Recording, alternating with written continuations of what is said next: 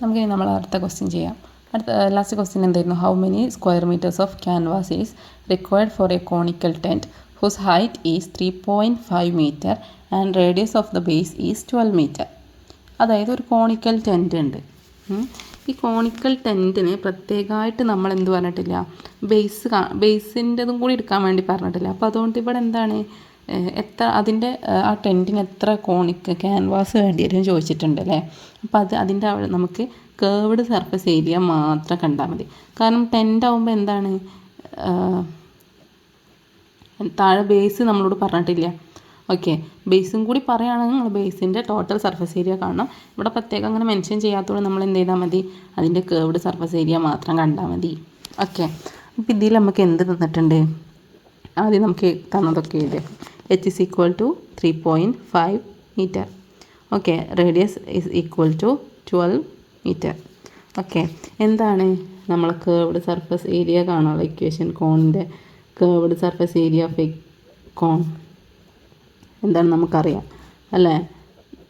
എന്താണ്? Pi R L അല്ലേ, pi into R into L. ഇതാണ് എന്ത്, കേർവ്ഡ് സർഫസ് ഏരിയ കാണാനുള്ള ഇക്വേഷൻ കോണിൻ്റെ. അപ്പോൾ ഇവിടെ നമുക്ക് എച്ച് തന്നിട്ടുണ്ട്, എല്ല് തന്നിട്ടില്ല. എല്ല് തന്നിട്ടില്ലല്ലോ. എല്ല് കാണാനുള്ള ഇക്വേഷൻ നമ്മൾ പഠിച്ചിട്ടില്ലേ? എന്താണ്?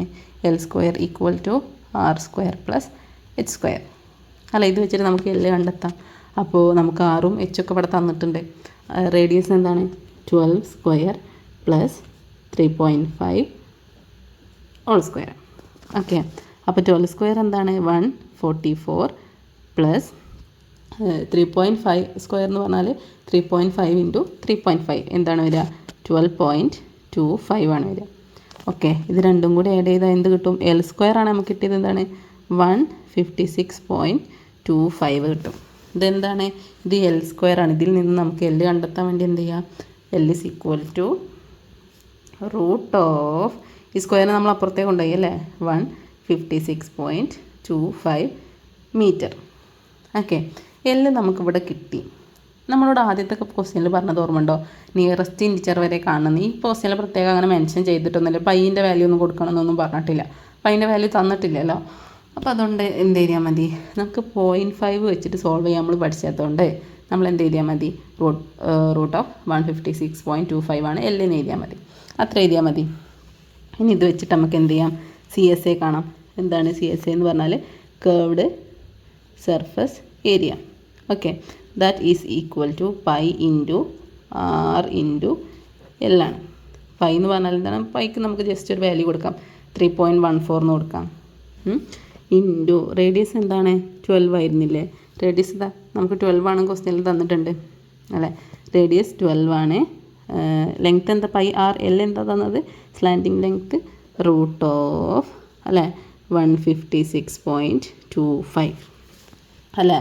ഇതിങ്ങനെ തന്നെ എഴുതിയാലും കുഴപ്പമില്ല. ഇനി ഒന്നും കൂടി ഷോർട്ട് ആക്കണമെങ്കിൽ 3.14നെയും 12നെയും കൂടി ഇൻറ്റു ചെയ്യാം. അത് ഇൻറ്റു ചെയ്യുമ്പോൾ നമുക്ക് എന്ത് കിട്ടും?